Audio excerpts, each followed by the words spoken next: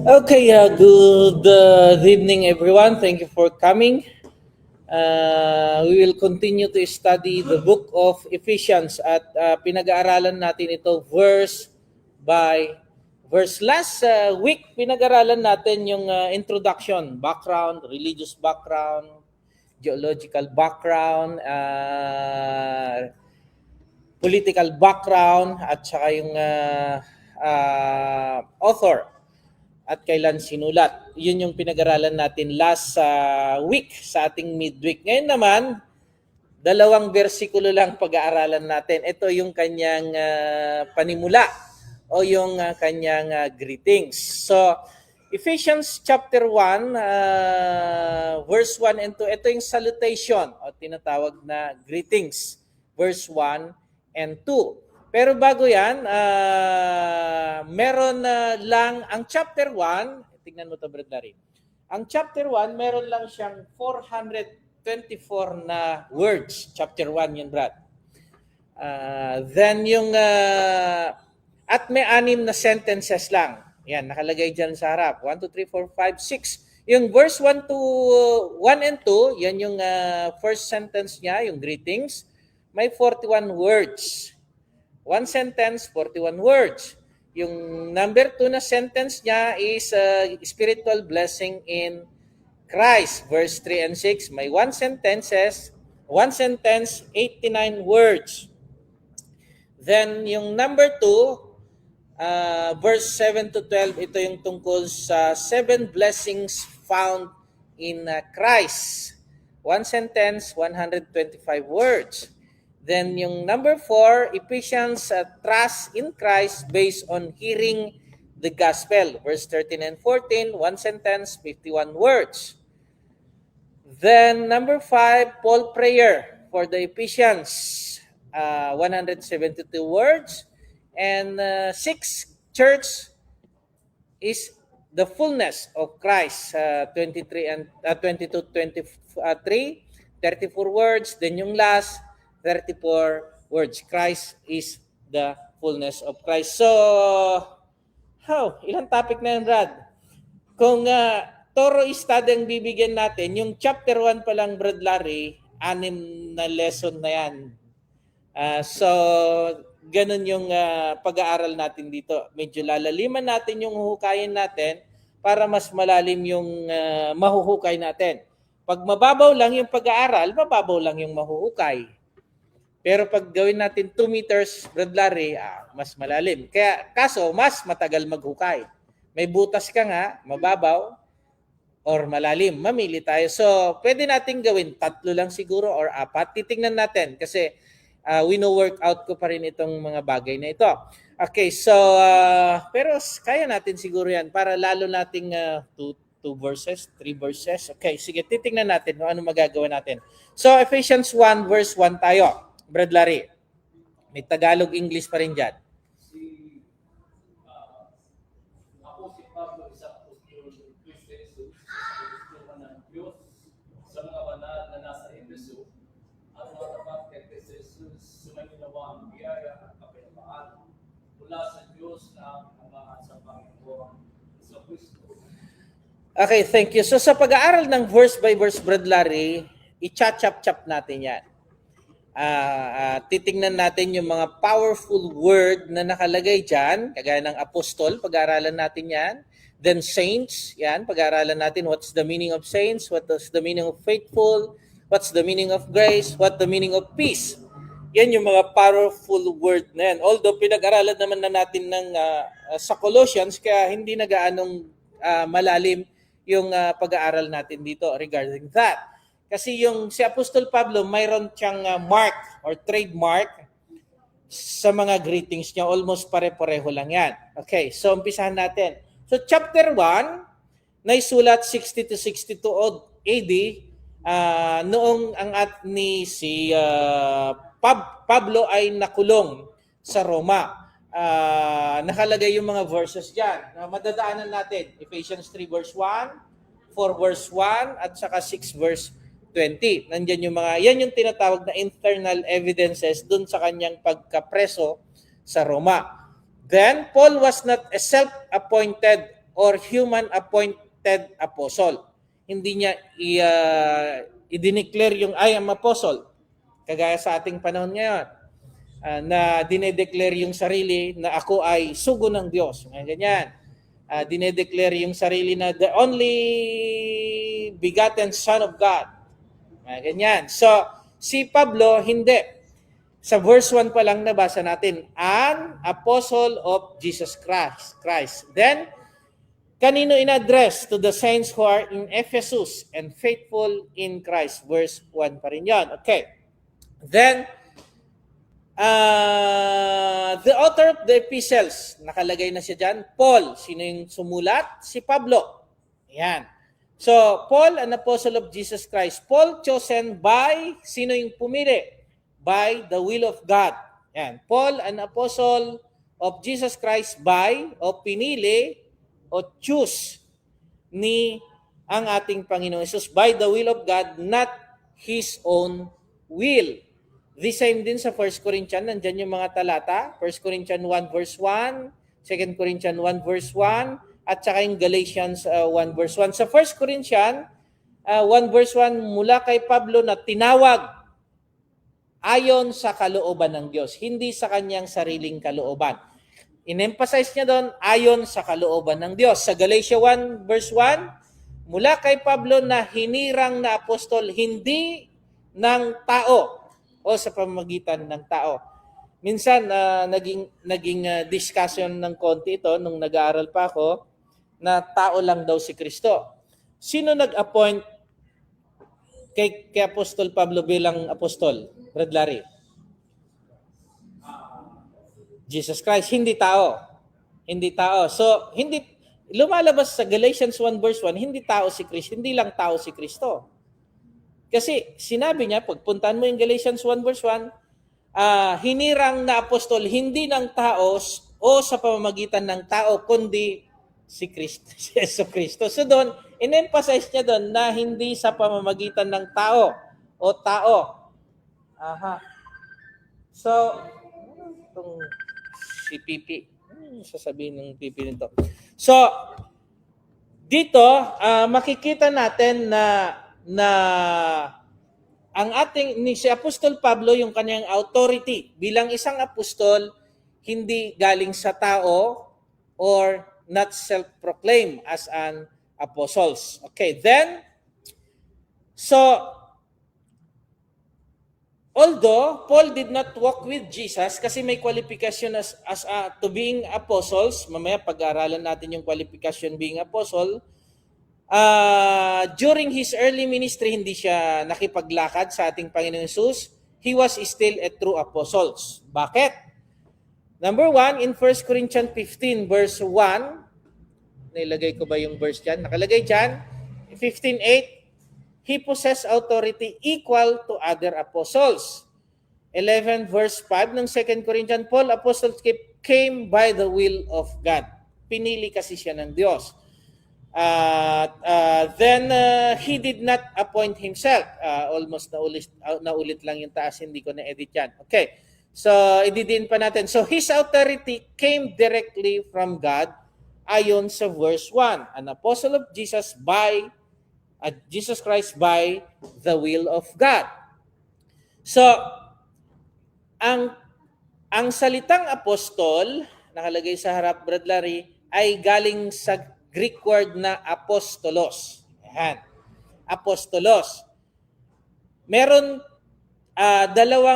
two uses of the word in the New Testament, yung salitang apostolos. May tinatawag na general sense at saka may tinatawag na official sense. Yung general sense, ang ibig niya sabihin, a person sent by other for a specific mission. May halimbawa tayo dyan. Philippians chapter 2 verse 25, ang sinasabi niya doon, yet I consider it necessary to send to you Epaphroditus, my brother, fellow worker, and fellow soldier. But your messenger, yung salitang messenger doon ay, ang Greek word niya is apostolos, and the one who minister to my need. So ang tanong, si Epaphroditus, ba ay apostol? Brad Larry.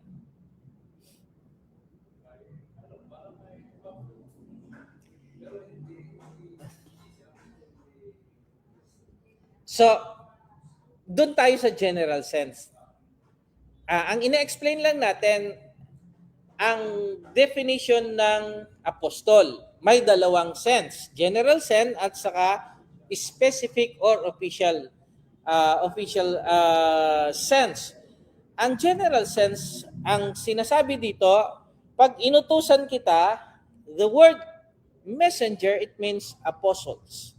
That's in general sense. So every one of us, basta si Pipe, lagi kong inutusan, Pipe, bumili ka ng magic sarap. So he is apostles by general sense.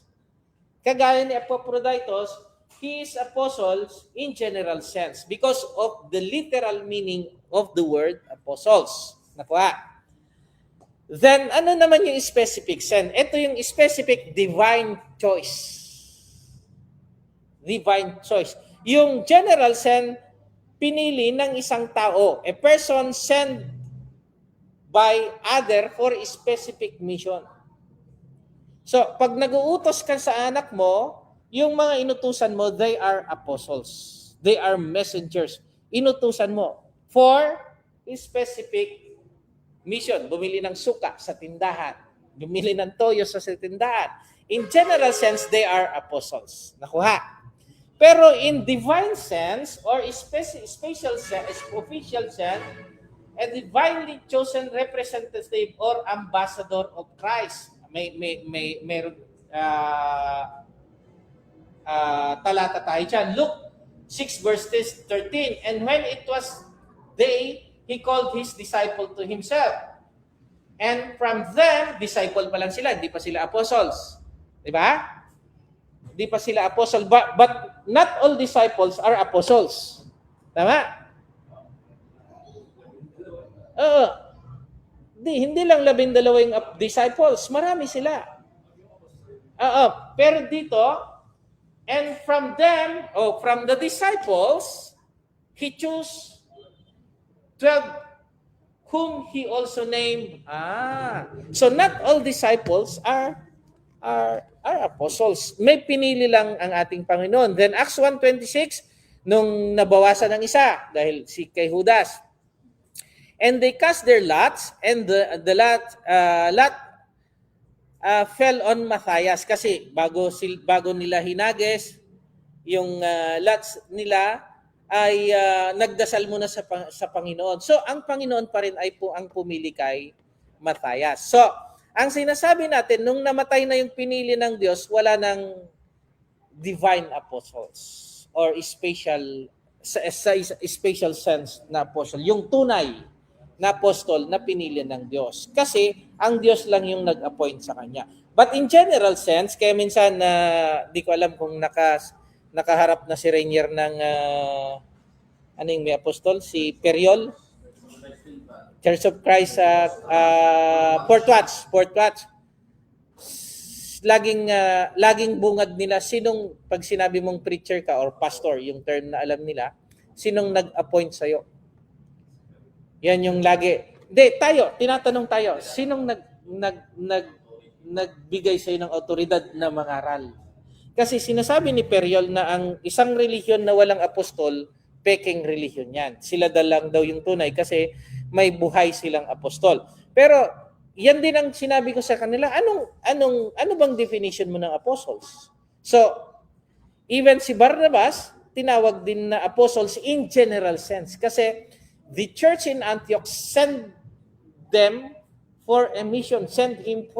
So they are apostles, but not a divine apostles or special in special sense, but in general sense. Kasi sa mga Port Watch, dahil mabasa mo doon na apostol si Barnabas, apostol na si Barnabas. Pero ginamit yon yung general sense. Basta inutusan mo, they are apostles. Inutusan mo lang bumili ng suka sa tindahan. That's the meaning of apostles in general sense. So, andito tayo. Meaning, explanation, and verses. Meaning of apostolos, one sent forth. A person sent by Christ with special mission. Hindi na natin babasahin yung talata. Then, apostolos means messenger. Bring the message of the gospel. Mark 16 verse 15, humayo kayo, pangaral ng ebanghelyo. Then, apostolos means delegate, represent Christ with the 11 apostles. 2 Corinthians chapter 5 verse 20. So, pag tinanong sa'yo, may apostol ba kayo? Anong ibig mong sabihin? In a general sense or choose by God? Choose by God. Okay. So sa ating panahon, wala nang apostol. Okay, hindi na namili ang ating Panginoon. Okay, then meaning of the word apostles, ba't hindi ko nabura? Okay. Number 2 na tayo. Yung kanina is number 1. Jesus chose his apostles personally. The apostles were handpicked or choice by God. So they were sent as his authorized representative. Authorized representative. CJ. Okay. Tuloy natin. So, number 3, apostles were witness of Christ.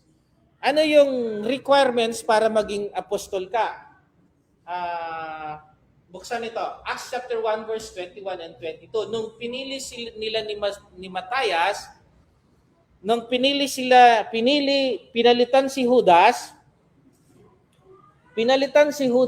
at mamili ng bagong kapalit ni Judas, meron kwalifikasyon para maging isang apostol. So nakalagay yan sa Acts chapter 1. Sige Brad, pakibasa mo.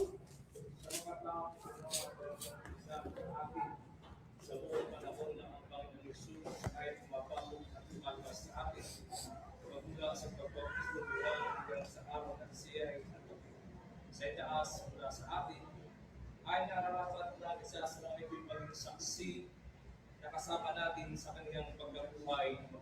So, one of the qualification of apostle is seeing Jesus during his ministry. It means eye to eye na nakita. Witness kasi is eye to eye. Nakita personally. So, from there, question na yung apostol. Hindi naman apostol si Apostol Pablo kasi hindi naman nakita personally. Pero sa Acts chapter 10, Acts 9, nakita siya. Nakita niya ang Diyos. Si Kristo. Ano yung katibayan? Nabulag nga siya eh. Di ba? Nung nakita niya, nabulag nga siya eh. Road into Damascus. So nakita niya personally. Then may verse pa tayo dyan. Ano yung verse natin dyan? So, hindi ko na nilagay. Alam ko meron dun eh. Acts 10:39 and 31. Ano ba nakalagay dyan? So hindi ko, sige, 10. Basahin mo nga Rainier. 10:39 to 41. Acts 10.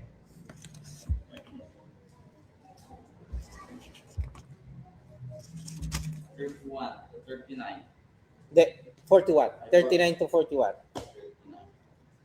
Saksi kami. Ayan. At ang mga saksi kami sa lahat ng mga bagay na ginawa niya sa lupain ng mga Hudyo at sa Jerusalem na siya na may kanilang pinatay, na siya'y ibinitin sa isang punong kahoy at siya'y muling binuhay ng Diyos ng ikatlong araw at siya'y itinalagang mahayag, hindi sa buong bayan, kundi sa mga saksi na hinirang ng Diyos ng mga una. Sa makatuwid bagay sa amin na nagsikain at nagsiinom ng kasalo niya. Pagkatapos na siya... Okay na yun, Brad. Okay na. Thank you. So, thank you. Ang point lang natin doon, yung mga apostol ay naging saksi. Sabi doon sa verse 39, saksi kami sa lahat ng ginawa niya sa lupain ng mga Judea at Jerusalem. So, they are qualified as an apostles because they are witness the ministry of Christ. Okay. Then, number 4, apostles were not self-appointed. Kagaya sa ating panahon ngayon, na nagpro-proclaim na they are apostle, they are self-appointed. Hindi naman nila nakita ang ating Panginoon Jesus. They were sent by Jesus Himself, yung mga tunay na apostol. Acts chapter 1, verse 8. Okay. Then number 5, no apostle exists today. Those claiming apostles today lack the biblical qualification. Ano ba yung biblical qualification? Yung nakita si Kristo. They did not witness Christ's early ministry, so bagsak na sila. They did not see His death. Doon sa binasa natin na Acts 10:39 to 41, nakita nila. So they are qualified. Pero sa ating panahon ngayon, hindi na. They did not witness His resurrection. They did not witness His resurrection. Okay, then, bakit pinili ng Diyos si Apostol Pablo bilang apostol? For special mission to the Gentiles. He was apostles to the Gentile. Paul mission as an apostle. Paul was specifically chosen to preach to the Gentiles, though his work was not limited to them. Dahil nagtrabaho rin siya, nangaral din siya sa mga Hudyo. So God's calling of Paul, Acts 9, di ba? Sa road to Damascus, tinawag siya, nabulag na siya doon. Then doon siya nabautisman. He is a chosen vessel of mine, sabi ng Panginoon, to bear my name before Gentiles, kings, and children of Israel. At yun yung isang mga rason. Then, Paul sent to the Gentiles, Acts 22 verse 21, depart, for I will send you far from here to the Gentiles. So, pinili siya ng Diyos for a special mission. Special apostle, ang ibig natin sabihin.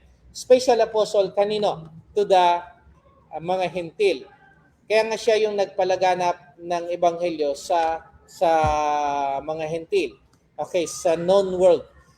Number 3, Paul's influence in the New Testament. Ano yung naging influensya ni Apostol Pablo? Over half, tignan nyo to, over half of the New Testament ay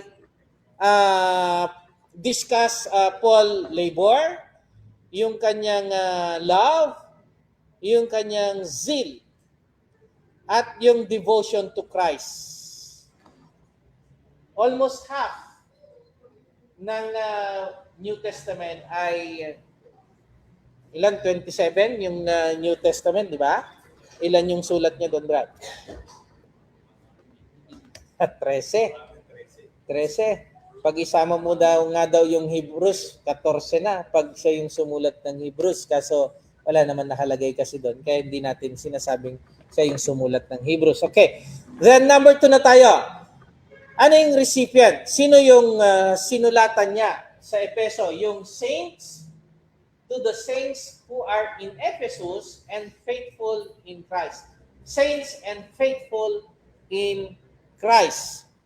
Mga sumasampalataya at mga hinirang o mga santo. So, anong ibig sabihin ng santo? Sa ating panahon, sabi ng ibang pananampalataya, magiging santo ka lang kapag patay ka na. Pero ang sinasabi ng Biblia, ang mga Kristiyano ay mga santo or mga saint. Saan natin mababasa yan? Okay, meaning of the word saints or mga hinirang. It means sanctified, holy, and consecrated. Means consecrated, hiniwalay. Ang lagi kong ina-explain dyan from paglalaba, yung dikolor sa puti. Yan, hiwalay mo yung dikolor sa puti. That's the literal meaning of consecrated. Consecrate, hiniwalay, to become holy. Then, ayan pala yung set apart. So that's the meaning of saints, set apart. Then, in 1 Peter chapter 2, verse 9 to 10, you are chosen generation, a royal priesthood, and a holy nation. His own special people. Tayo ay tinawag din mga pare. Pinili tayo ng Diyos, priest. Bakit tayo ay qualified na maging pare, Brother Larry? Ano bang trabaho ng pare sa Old Testament?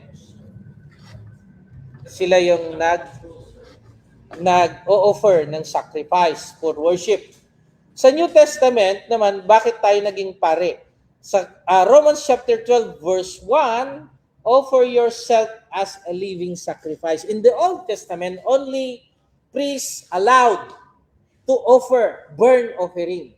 Pero sa New Testament, yung i-offer natin mismo ay sarili natin. So hindi ka allowed na mag-offer if you are not the priest. That's why in the New Testament, since we offer our own self, we are also called priests according to this verse. May asawa, priest. Hindi kagaya sa ibang pananampalataya, ang pari ay lahat tayo na mga santo ay tinawag na mga pari. Dahil ang trabaho ng pari ay mag-offer ng sacrifice. If you are not priest, you cannot offer yourself, your own self. Kailangan may ibang mag-offer sa'yo. Pero dahil nag-offer na tayo ng sacrifice through the fruit of our lips, sa pag-aawitan, ino-offer natin ng sacrifice. Romans 12:1, offer yourself as a living sacrifice, holy, blameless. This is your reasonable act of worship. That's why we call us priests. Tinawag tayong mga pari. A holy nation, his own special people. Then, anong key truth? Every Christian is saved because they are consecrated by God or separated, set apart, holy dahil nilinis na tayo. Sanctified means nilinis tayo. Then the word does not refer to a special class of believer, kundi lahat ng believer are called saint. Hindi lang mga patay, Brad Larry. Sa iba, pag patay ka, saka ka palang magiging santo. Pero tayo na ay mga santo. Okay. The term faithful naman, saints, kasi nakalagay, yung recipient ang pinag-aaralan natin, saint and faithfuls. The term faithful can be used in two ways. Number one, trustworthy or dependable. Faithful, dependable to God. So if you not depend yourself to God, you are not faithful.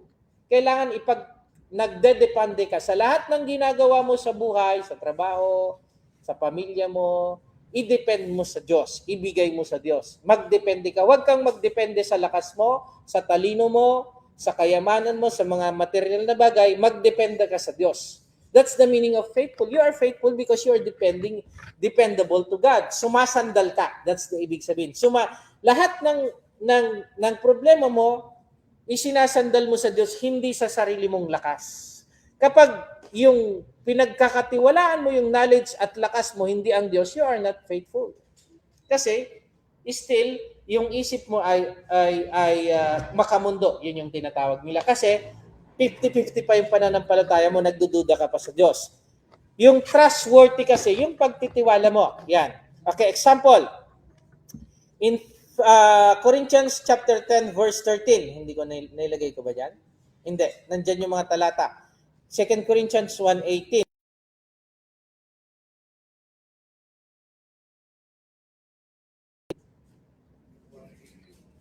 Sige, 1:18 or 10:13. 2 Corinthians yun, Larry, 2 Corinthians.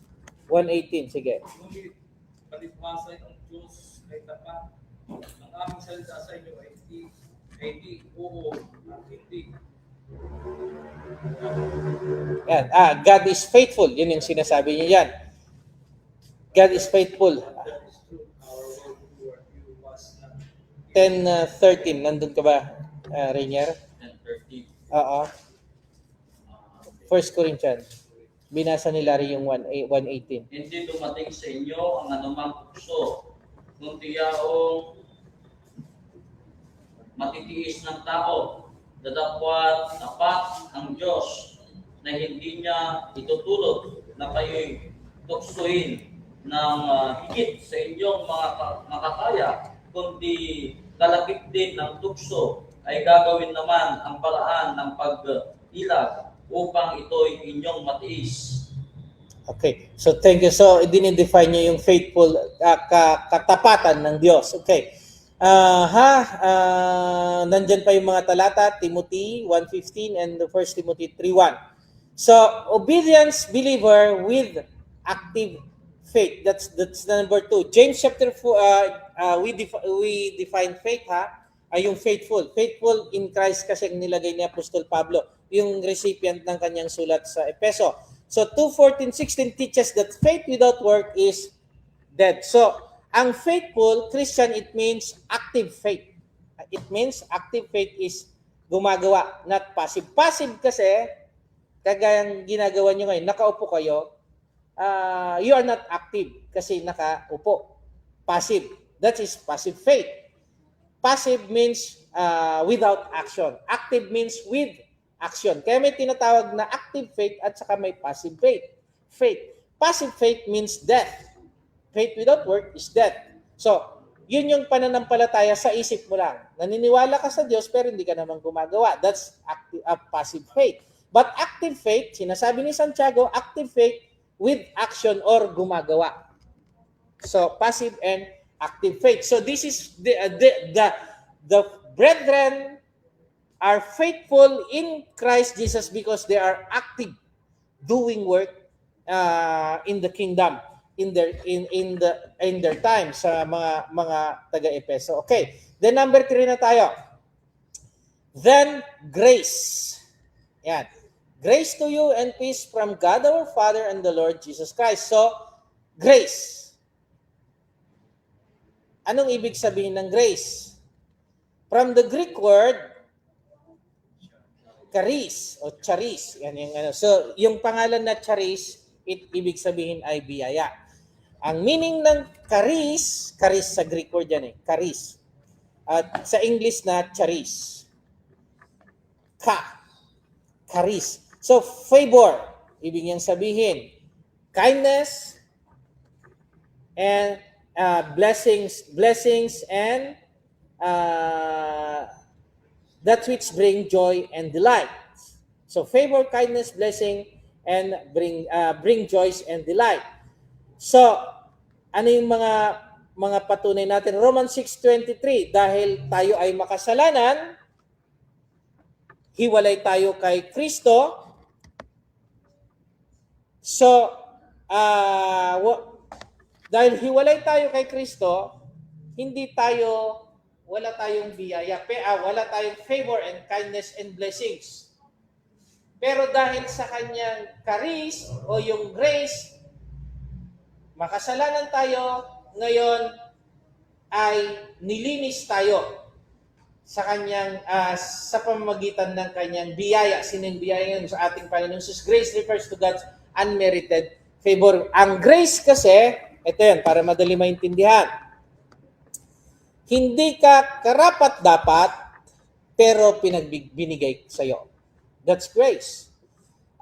Grace and mercy, lagi kong pinaghahambingan. What is the difference between grace and mercy? Grace, hindi ka karapat-dapat na bigyan, pero binigyan ka. Ang mercy naman, ang awa, karapat-dapat kang ikulong, pero hindi ka kinulong. Karapat-dapat kang bigyan, pero hindi ipinagkaloob sa'yo. So that's mercy. James chapter 1 verse 14. Ang grace are unmerited favor o hindi hindi pinagtatrabahuhan, hindi binabayaran. Okay. Hindi kayang bayaran pala. So Romans chapter 5 verse 8, which we were still sinners, Christ died for us. That's grace. Because of our sins, lahat tayo nagkasala. Romans 6:23, namatay si Kristo dahil sa atin. Yun yung biyaya ng Diyos. Grace to you and peace. Okay, then peace. Ididiin pa natin mamaya yung grace. Then peace, from the Greek word Irene. Si Irene. Ang ibig sabihin ng Irene na pangalan ay peace. O sa Greek word kasi Irene. Yan ang basa dyan. O Irene sa English. So, ibig sabihin yan ay harmony, security, safety, and prosperity. Kasi kung wala kang safety, walang peace. Yan yung grace to you and peace. So peace connection to the Hebrew word shalom. So si shalom pala, ibig sabihin ay kapayapaan. Meaning of shalom, it means more than the absence of conflict. So walang away, absence of conflict. Kasi pag may conflict, walang kapayapaan. Kagaya sa Middle East ngayon, walang kapayapaan kasi may conflict. Pero ang peace, walang conflict, walang away, kaya may kapayapaan. Then it includes wholeness, soundness, and spiritual prosperity. Yan, spiritual prosperity. Kay Kristo kasi, ang ina-explain ng bakit sumainyo ang kapayapaan, sabi ni Apostol Pablo, kasi sa Epeso, parang Colossians, ang problema sa Colossians ay kulang daw sila. Pero sinasabi ni Apostol Pablo, grace and peace to God the Father and the Lord Jesus Christ. Kasi kay Kristo, meron tayong kabuuan, healthy or soundness, then spiritual prosperity. Lahat ay na kay Kristo ang kapayapaan. Without Christ sa ating buhay, magulo. Nasubukan ko yan. Without Christ, magulo ang buhay mo. Hindi ka makatulog kasi iniisip mo yung pera, kasi iniisip mo yung kinabukasan mo, iniisip mo yung pamilya mo, kung paano pag namatay ako ngayon. Yan, wala kang kapayapaan kasi wala si Kristo sa'yo. Kay Kristo kasi may kapayapaan. Pag may Kristo ka sa buhay mo, nananalig ka kay Kristo, mapayapa ka. Hindi ka na problema kasi sabi naman ng Panginoon God is our provider. Magtiwala ka lang. Kaya minsan, tinetest yung tiwala natin ng Diyos kung fake o hindi minsan. Kaya dinedelay niya yung mga prayer natin minsan na Rainier kasi tinetest niya kung talagang pure or 100% yung tiwala natin. Colossians chapter 1 verse 2 yan. Okay, then true peace comes through Christ. Ang tunay na kapayapaan ay nanggagaling kay Kristo. Peace with God is only possible when sin are forgiven. So, pag hindi pa napapatawad kasalanan mo, hindi ka magkakaroon nito. Kapayapaan. Isaiah 59, hiniwalay tayo kay Kristo, sa Diyos. Then, Romans 6:3-4, 1 Peter 1. So, peace with God is only possible when sins are forgiven. Kaya minsan, nagdadoubt tayo at wala tayong kapayapaan sa puso kasi nagdadoubt tayo. Nagbautismo na ako pero napatawad ko yung kasalanan ko. So nagdadoubt tayo, wala tayong kapayapaan. So, kailangan natin maging faithful sa ating Panginoon, yung magtiwala sa Kanya. Okay, number 4, the source of grace. Saan ba nanggagaling ang grace at peace? Naka-highlight din yan, no? Grace to you and peace. Saan gagaling? From, the word from, pinanggalingan. From, number 1, God the Father. Number 2, the Lord Jesus Christ. So number 1, the source of grace and peace is from God, the Father. The God of all grace, 1 Peter 5, verse 10. He is the God of all grace. Then, the God of peace. He is the God of peace, 13 verse 20 ng Hebrews.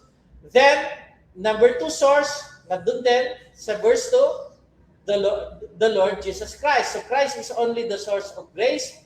Also, not only also the source of grace and peace. So grace and truth came through Christ. John chapter 1 verse 17. Grace and truth come through Christ. Nilagay ko ba dito?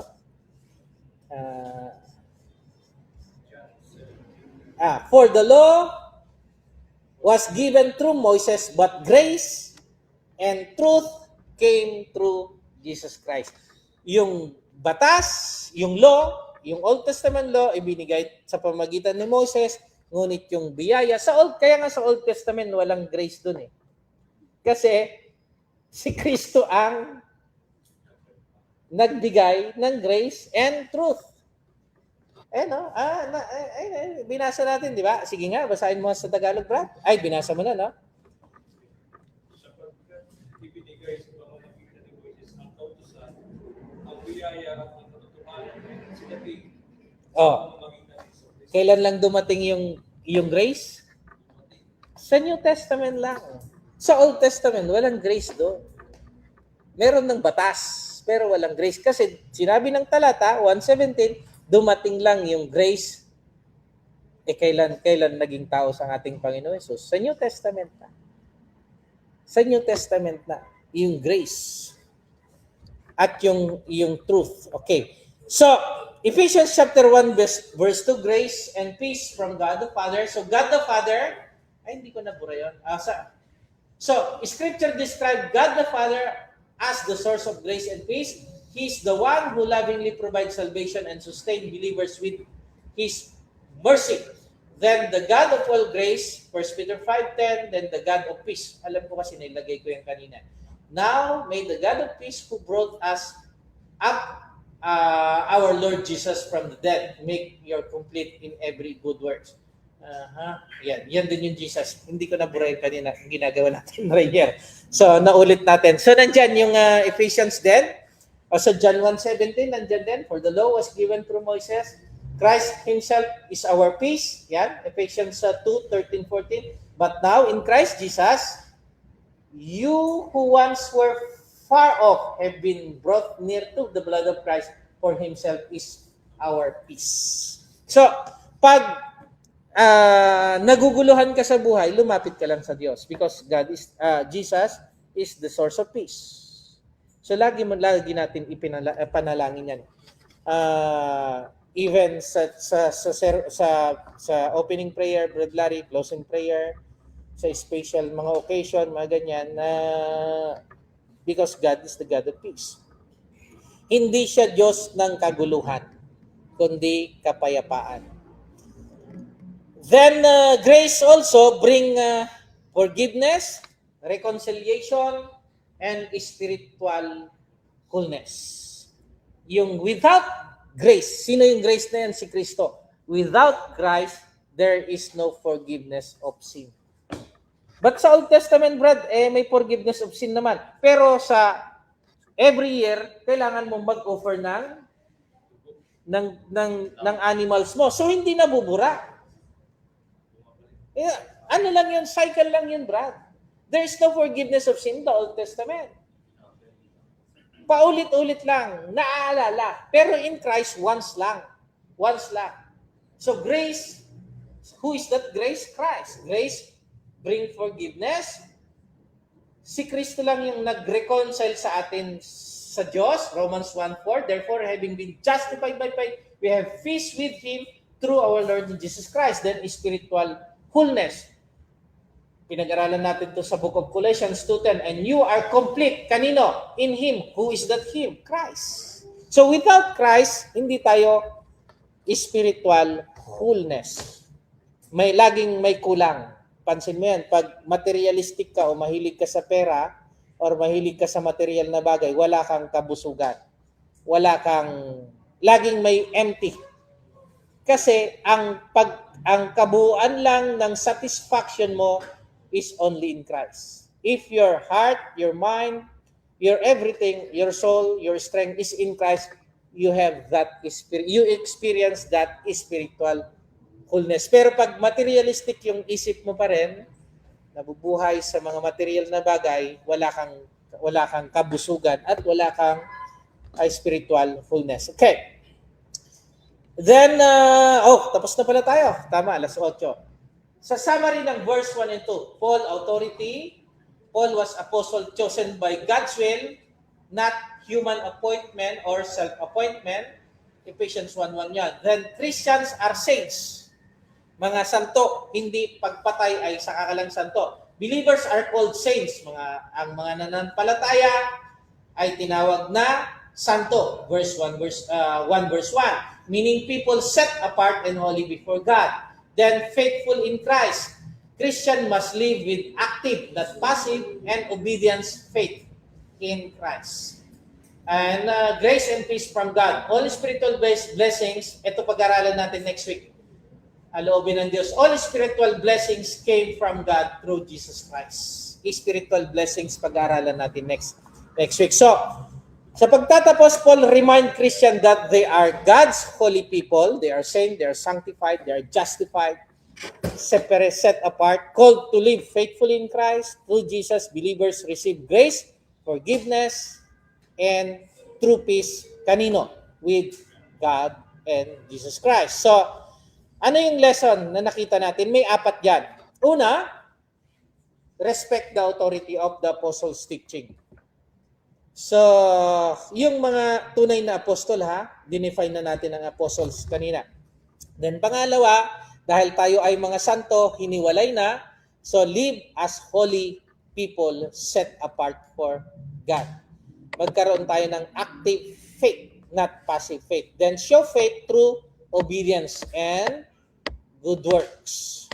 Then seek God grace and peace through Jesus Christ. Hanapin natin yung kapayapaan na yan, yung biyaya na yan sa ating Panginoong Jesus. Okay, and that's all. Thank you very much. 46 minutes. Any question? Brad Larry?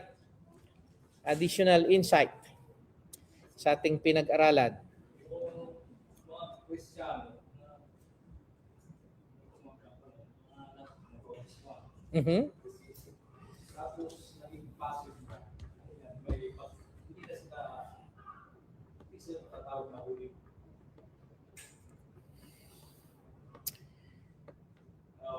Passive faith lang. So hindi. Kasi hindi sila depende pag matagal na sila. Pero pag bata pa lang, nagmamature dyan.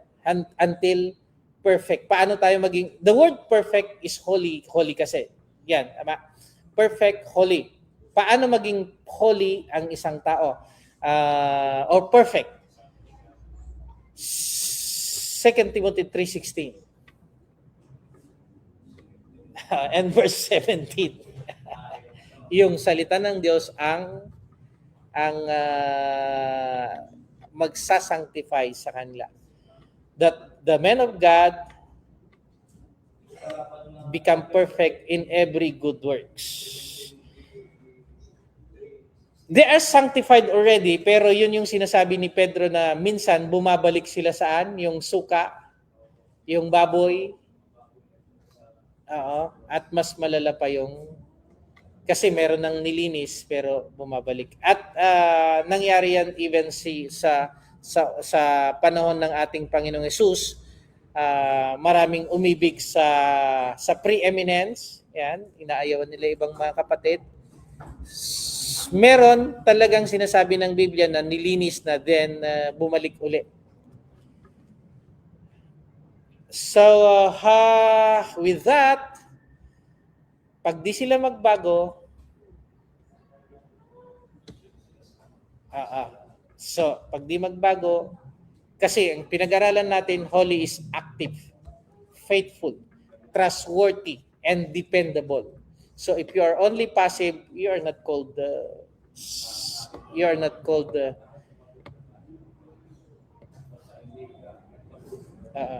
ang tawag natin sa hindi siya ginto. Ang tawag natin doon ay fake Christian. Fake Christian. So sabi naman ng Panginoon, makikilala mo sila sa pamamagitan ng kanilang gawa. Sino yung tunay na Kristiyano? Makikilala mo sa pamamagitan ng gawa.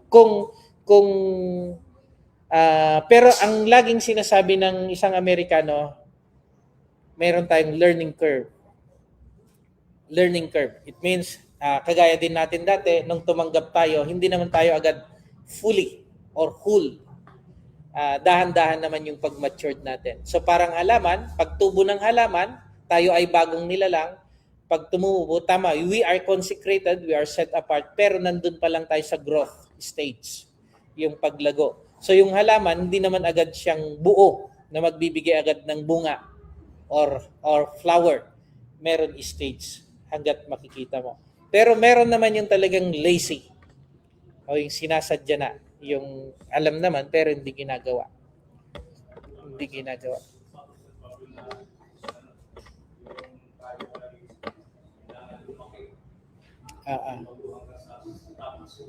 Kaya nga sa panalangin ko palagi, laging humihingi ng dagdag na kaalaman, dagdag na karunungan at dagdag na pang-anawa kung ano pang dapat nating gawin as personal para lumago, para mag-mature sa pananampalataya.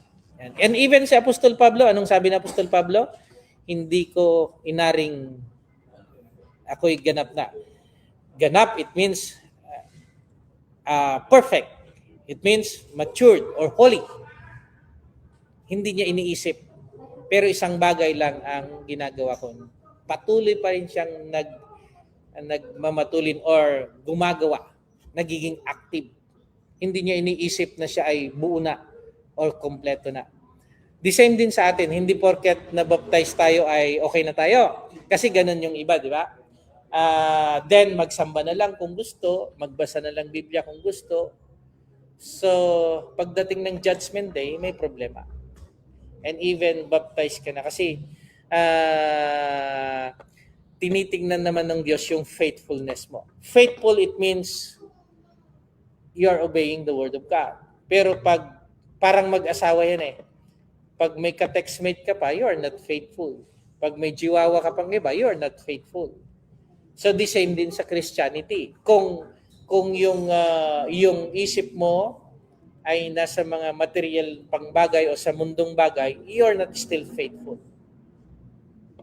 You're not still faithful. Maybe you are in the process, pero 10 years, 20 years, 30 years, ganun pa rin. So may problema. May problema. Ang sabi ni Apostol ng Hebrews chapter 6, last part of chapter 5 and first part of chapter 6, hindi na dapat gatas ang kinakain ninyo, kundi matigas na. So kailangan natin mag-mature. I-push natin yung sarili natin. Gusto mo painumin kang gatas, di na kanin? Tsaka steak? Ayaw mo? So the same din sa pananampalataya. Ganun din. Kailangan mag-adjust din. Mag-mature din tayo. Any more question? Angel? You have a question? Okay. Brad? Isang awitin? 444 mga kapatid. Tayo na tayo. Amazing Grace. 444. Pakisay na lang tayo. 444 tayo ito na yung lahat. Ready? Sing. Amazing grace, how sweet the sound that saved a wretch like me. I once was lost, but now I'm found. Was blind, but now I see. 'Twas grace that taught my heart to fear, and grace my fear relieved. How precious did that way appear, the hour I first believed. Number 6. When we've been there 10,000 years, bright shining as the sun, with no less days to sing God's praise than when we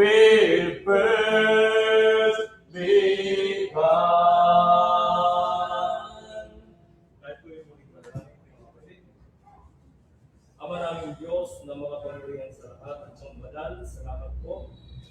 At kami ay nakatapos ng aming gawain sa pag-aaral ng mga banal na salita. Pagpalain po sa aming mga puso at aming mga isipan ang mga salita mo na aming napag-aralan sa gabi ito.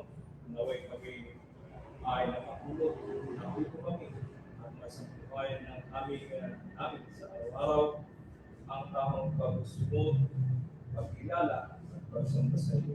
Ang mabanal, ingatan mo po ang bawat sa amin, pag-ibahin mo po ang aming pananampalataya upang kami hindi makilos ng iba't iba mga araw ng sanglibutan na naganap sa panahon ngayon. Dinadalangin namin ang aming mga kapatid na hindi namin nakasama sa pag-aaral na ito. Gawa po sa susunod, gagawain sila ay bigyan ng kasipan na makibahagi sa aming ginagawang pag-aaral ng mga banal na salita. Kung unang tuwing araw ng Biyernes na dinadalangin namin ang aming mga kapatiran na hindi na may mga karamdaman. Patuloy po sila ng kanigain ama, pagalingin, bigyan mo po ang tamang palakasan ng bawat isa ng mga na mga araw na aming mga buhay. Patuloy po sila makita na sasagawa ng itong pag-aaral para sa tuloy po ng araw sa mundo. Sa aking pag-iwakiway ng problema, po ang sanagina sa bawat sa amin, kung paano kami dinalamos sa likang ito na kami po nag-aaralan, ay hindi naman kami kami sa aking makahalan ng ligtas at walang bang uri ng kapanggilan. Salamat po Ama at patuloy sa mga dalangin sa iyo sa pangalan ng iyong tungan anak na si Kristo Jesus na ay Panginoon. Amen. Amen.